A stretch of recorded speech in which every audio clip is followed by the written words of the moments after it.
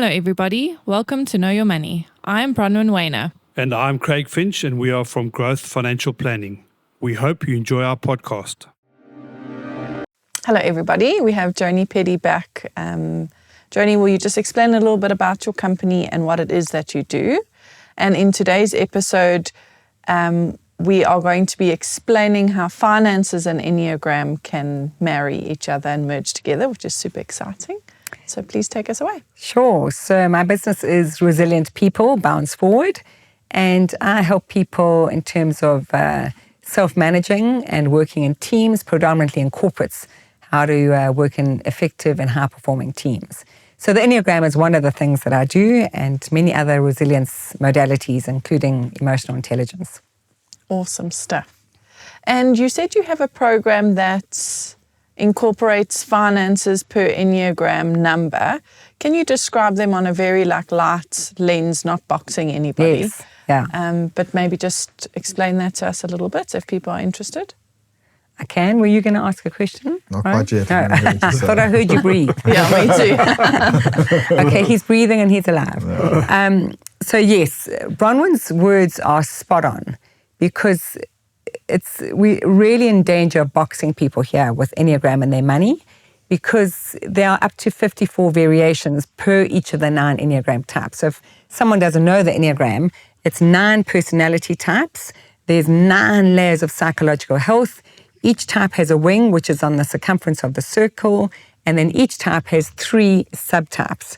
So someone looking after their money self-praise might be like, risk averse, and let me hold on to it and let me make sure I've got enough money. Someone being more a social subtype might be, hey, let's, holiday now, worry about, school fees next year. So it really depends a lot on their subtypes. So I'm going to whiz you through the Enneagram, but your point of not boxing is a very important point. So nothing should be taken to heart here. There's much more specificity per type that will be more illuminating for people. So let's start wherever. Now I feel like starting with the 1.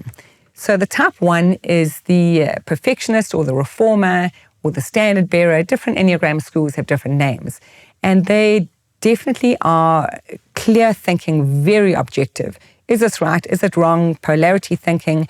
And they might be quite rigid in terms of what they want to do with their money or what they don't want to do with their money. So that rigidity can be there. But invariably, they will know what they want. It's a clear thinking type. Type 2s, like you, Bronwyn, you may want to give all your money away. Yes. I actually have a lot of people in corporates who come to me for Enneagram coaching. And a lot of them speak about black tax, where they're people that, sadly, they've got their degrees, they're well-educated in high-profile jobs, but they've got a lot of siblings and cousins and second and third cousins who they're putting through school or whatever, and they literally are spending their entire salary on them. Giving money away. Yeah. Very hard because they just lean into it automatically. So it's quite hard for them to put up boundaries, and they need to put up boundaries. Yeah. They've got their own nuclear family as well. Exactly. The type 3, the achiever, that's me. It really very much depends on your subtype. So you might be the kind of person who, you've got certain goals you want to achieve, and actually money is related to that. When I started my first business, I met Craig when I was still at Unilever, and I never forget being quite scared about starting my first business and saying to my advertising agency friend, who was my great friend from Unilever, I said to her, how will I know if I'm performing when I start my own business? No one's going to do a performance appraisal. Bear in mind, I was, goodness gracious, 24 at the time. And she said, Joni, you just go to the ATM. That gives you the performance appraisal. I'm like, cool, I'll do that as often as I like. So the 3, it will be linked to what they want to achieve. Yeah. The type 4 will sink into whatever their hobbies or their desires. So they will, if they really want to be writing lyrics for music or whatever, it just doesn't matter. If that's their intense passion, that's where the money's going to go, And it might be quite divorced from the realism of saving for children's school fees. It's like, this is what I want to do. The type 5s are great investigators. So they are going to be like, let's look at this structured finance. What's that? Let's look at bonds, all sorts of things that I would never touch. So they would be researching all of that and know a lot about that. The 6s can be riddled with anxiety. So they will often be on the safer side of what are they going to do with their money than not. And they might be quite, safe and saving and not spending on themselves even. But it depends on their subtype. The 7s, again, depends on their subtype. So this is kind of just more fun, tongue-in-cheek, is they're going to go like, there is one hell of a big music festival out in Mongolia, and I'm off there and bugger everyone else and everything else. And I'm going to take 10 of my closest friends because that's what we want to do. So it's like, what's exciting and enticing. And then the 8s are quite strategic. They are quite forward-thinking. They're like, where am I going? Let's make sure, and they're very competitive.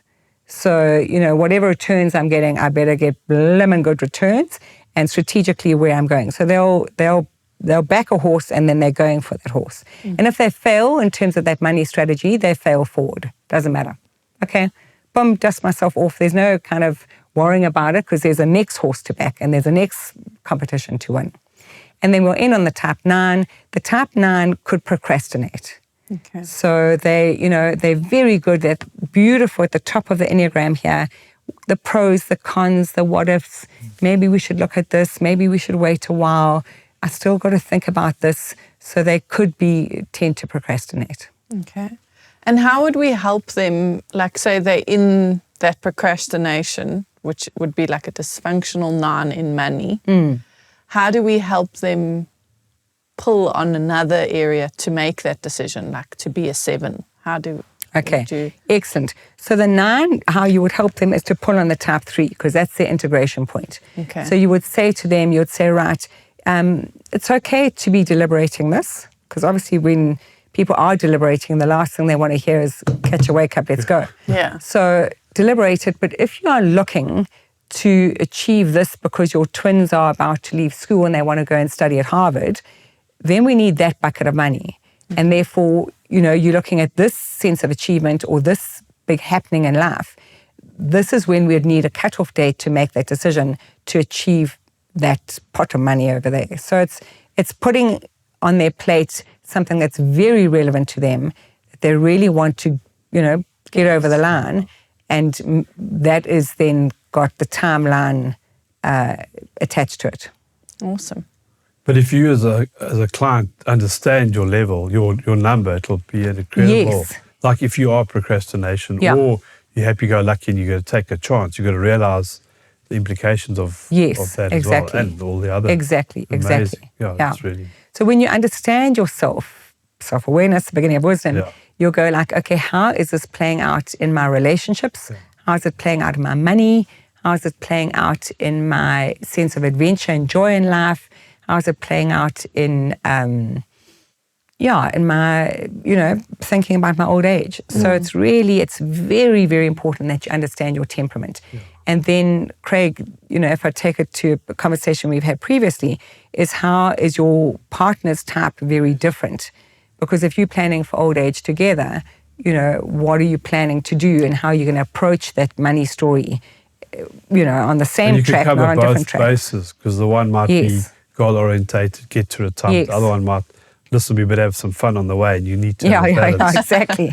Exactly. And they both got good perspectives. So how do you marry those two and how do you dance between the two? And how do you maybe say, that fun on the way is going to happen in the next 3 years or this year or not, or, so you timeline that as well. Yeah. But agreement around that is so jolly important and the insight around it. Yes, exactly. Yeah. That's amazing.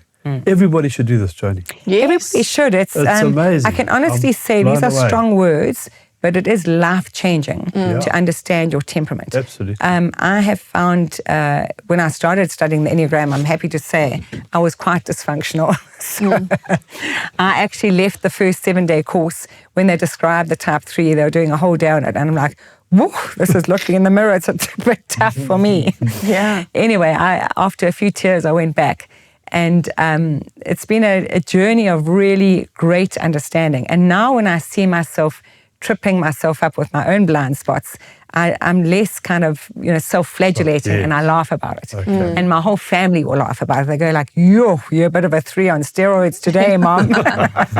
And we really do joke about that in our family because, problem sharing is problem halving. And also it's, good old Brené Brown, clear is kind and kind is clear. Yes. You can be very clear with your partner and your children.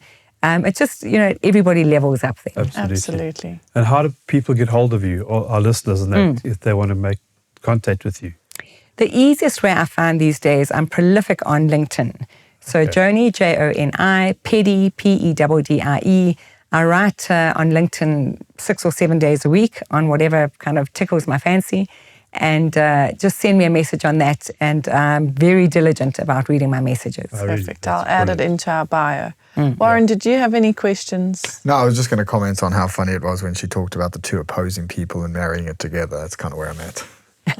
My wife and I she just wants to enjoy life and spend. And I'm the opposite, as you know already. So yeah, I think we could value from. But both are important. Yeah, exactly. Both and I'm learning that. How do you meet in the middle? I'm learning that, but I don't. Sometimes not in the middle. Sometimes slightly more on one side.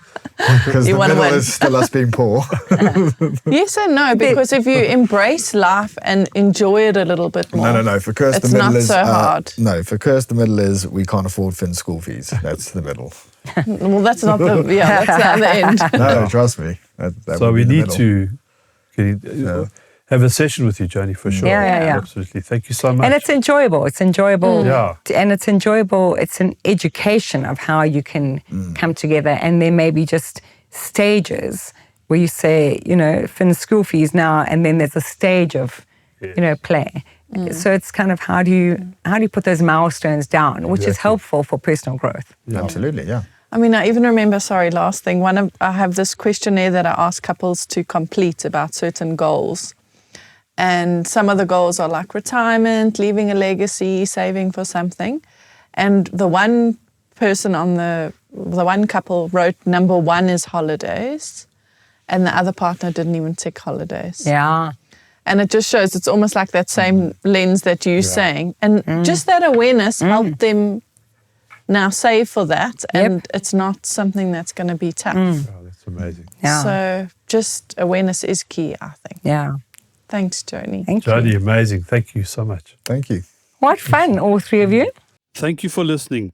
If you have enjoyed this podcast, would like to subscribe, please visit our website, www.growthfp.co.za. The information we have provided in this podcast is our personal opinion. For more detailed information, please discuss your financial situation with a financial planner.